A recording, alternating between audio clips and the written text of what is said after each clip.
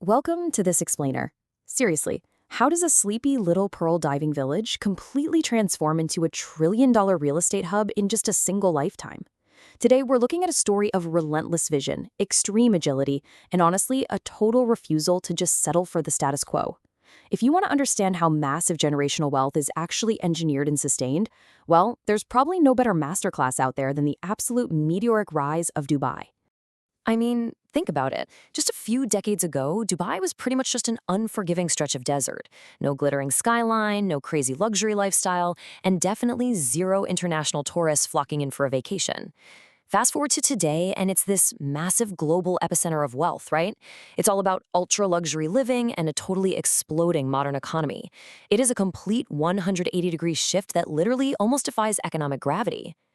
A pivot like that just absolutely defies normal logic. So the million-dollar question is, how exactly do you engineer a transition from barren sand to a literal, futuristic metropolis in just a few decades? It's a question that economists and city planners study obsessively. They're all just trying to crack the code of how you go from absolute zero to a certified global powerhouse.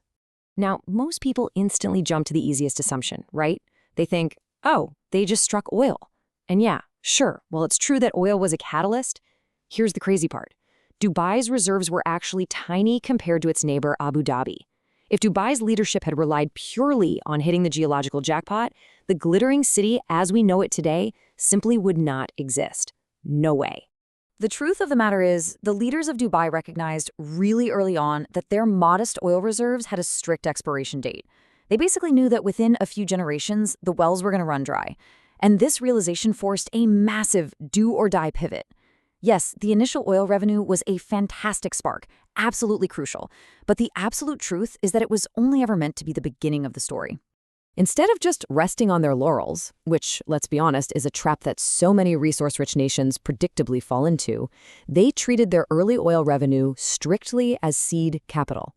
They effectively took this temporary windfall and used it to buy their way into a permanent, diversified future. You see, they weren't just blindly spending money, they were strategically investing it before the clock ran out. And the way they did it was by executing a relentless, highly calculated blueprint. I mean, they didn't just build an airport, they launched Emirates Airlines and built global mega-hubs to perfectly connect the East and the West.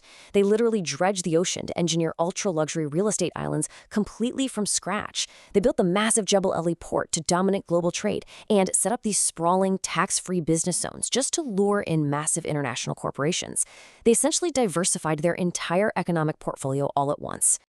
So what happened? Well, the result of this incredibly aggressive diversification was this massive, irresistible gravity. By building world-class infrastructure and setting up highly favorable, business-friendly policies, Dubai completely transformed itself into a premier global magnet. They weren't just building skyscrapers and nice offices. They meticulously built the ultimate, frictionless ecosystem for ambitious capital. And it worked, drawing in huge companies and entrepreneurs from every single corner of the planet.